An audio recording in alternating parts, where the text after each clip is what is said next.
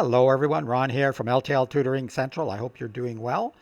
This little video is all about some quick tips for multiplying and dividing with zeros.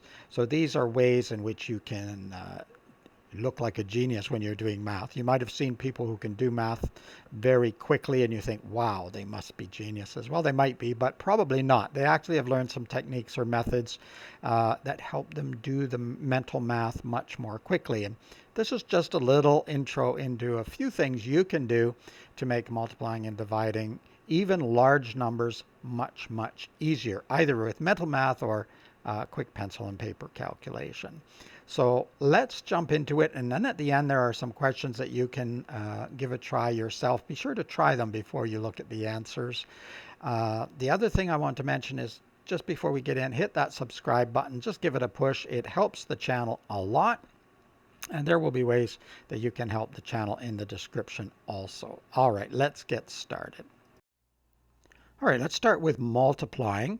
What you want to do is disregard any zeros on the right side of the whole number. And then at the end, add in the disregarded zeros. So for example, if we had 90 times 30, we would just ignore the zeros and we have 9 times 3. Well, I know that's 27.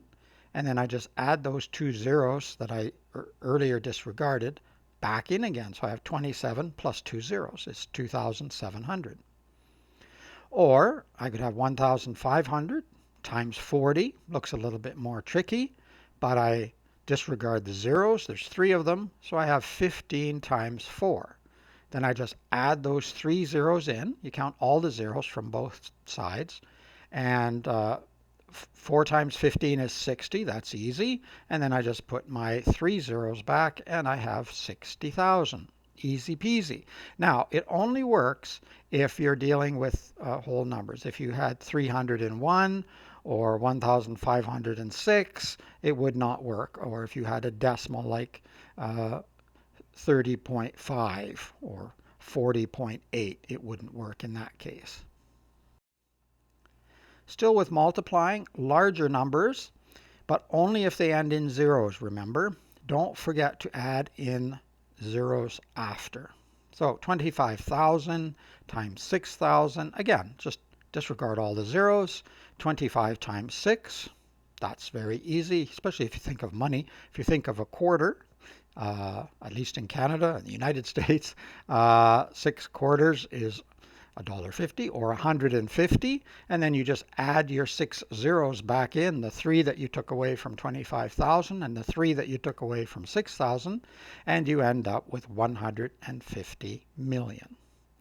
Or you could have 12 million times 300, disregard all those zeros, and you're left with a very easy 12 times 3.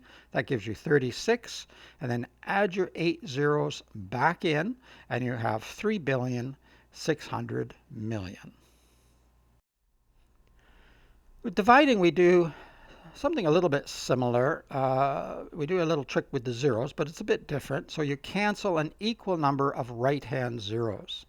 And that just means any zero to the right of the whole number again.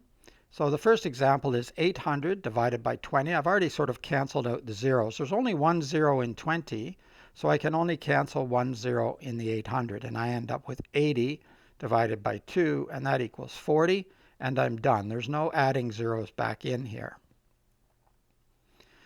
Next question was 27,000 divided by 900. Well, there were 2 zeros in 900, so I can only take 2 zeros away from 27,000. So I end up with 270 divided by 9, and that equals 30. And if I am doing mental math, I could just look at the 27 and the 9, and I know 3 times 9 is 27. That gives me the 3, and then now you can add the 0 back in. It's just sort of multiplication is the reverse of division. 27,000 divided by 90. Well, now I only have 1 0 on the 90, so I can only take 1 0 away from the 27,000. So I end up with 2,700 divided by 9. Same idea though, 27 divided by 9 is 3, and I can add those 2 zeros, and that's 300. Now, I should have put an example here where on the left-hand side you had a number with only one or two zeros and the one on the right had several. It would still be the same idea. You can only take away or cancel the number of zeros you have in one of the numbers. So in this last case, like I said, with the 90, there's only one zero in that one, so I can only take one zero from the other. But if the numbers were reversed, it would still be the same idea. Here are a few questions you can try for yourself. Be sure to stop the video and give them a try, do some mental math, or you can do pencil and paper if you need to. But the idea is that if you use the methods that we talked about above, you should be able to do most of these in your head or with very quick pencil and paper work. If you stop the video now, you can try these on your paper, and then the next slide is going to have the answers. So don't cheat. Have fun with these questions and then check the answers out. And then you can always come back if there's something that went wrong and see what happened.